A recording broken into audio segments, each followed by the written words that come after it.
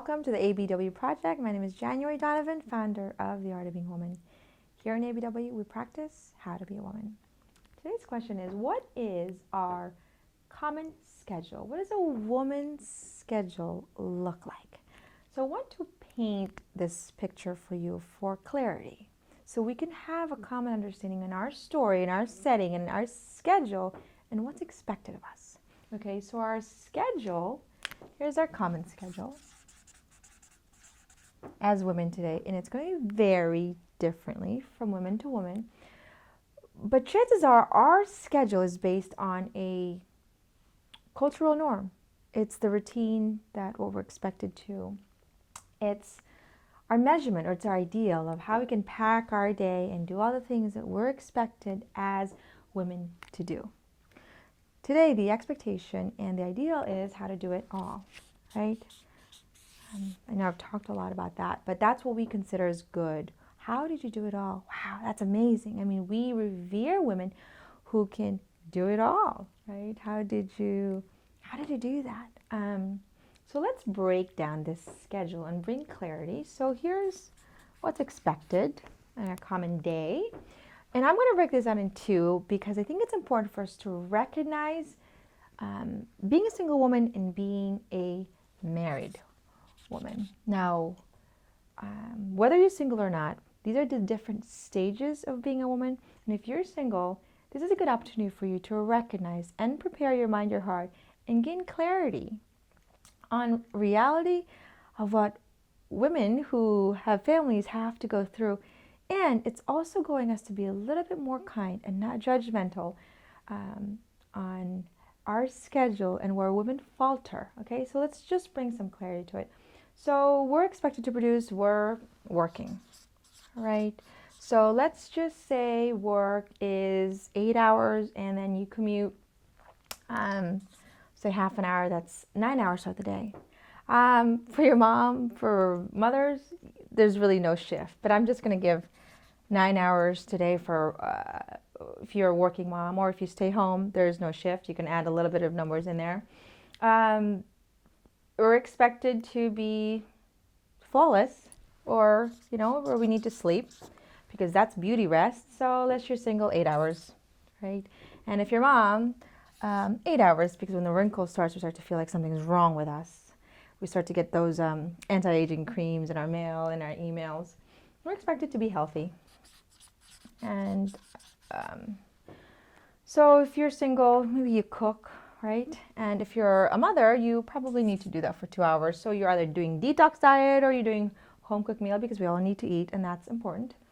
We're expected to be thin. So does that make me feel like I need to probably go in the gym? If you're single, maybe you do this, you do 1 hour. And for moms, when you feel like you haven't lost your baby weight in 1 month, you start to feel like something's wrong with you. So you better head out to the gym, because thin is good and good is acceptable. What else are we expected to do? We're expected to have this fun life, fun, easy.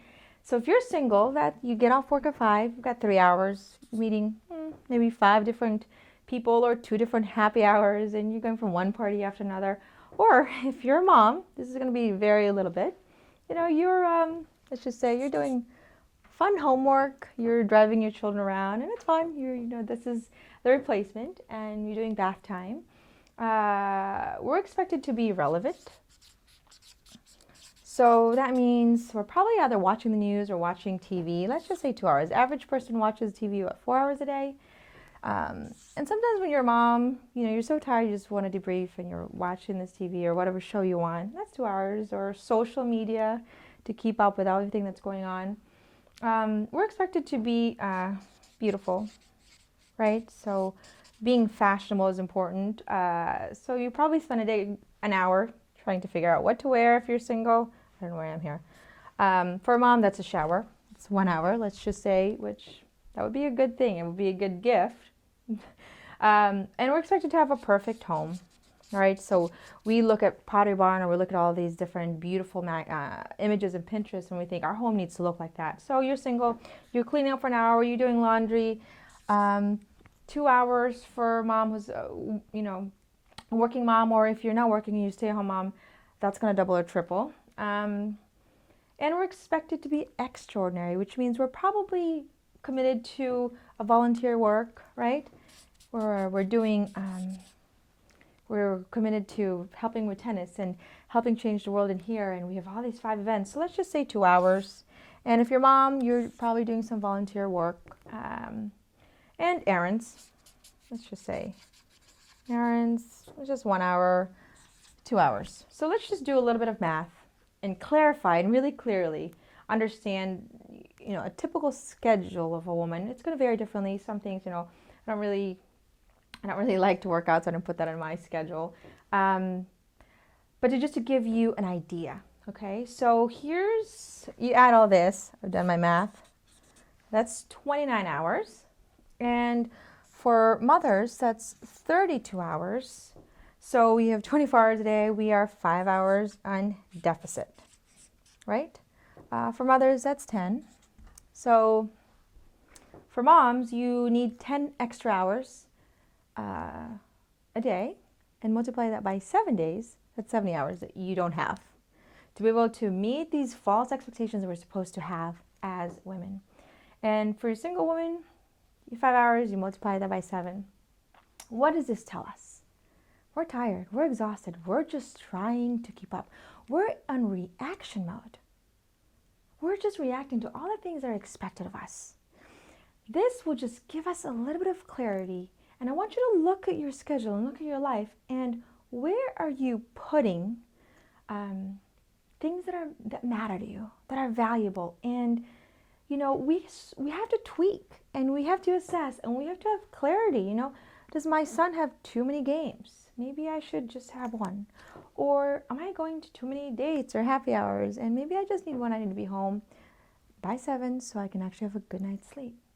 Okay, so you can write this out for yourself and see how you can tweak it to give yourself peace. In our culture, more is good. So we're packing more activities, and it's causing a lot of anxiety. Give yourself an opportunity to recognize where you want to give your time and where you don't need your time.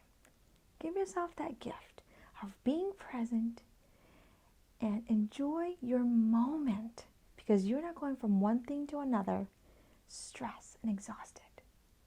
Thank you for taking the time to talk with me and walk with me and taking this journey called The Art of Being a Woman.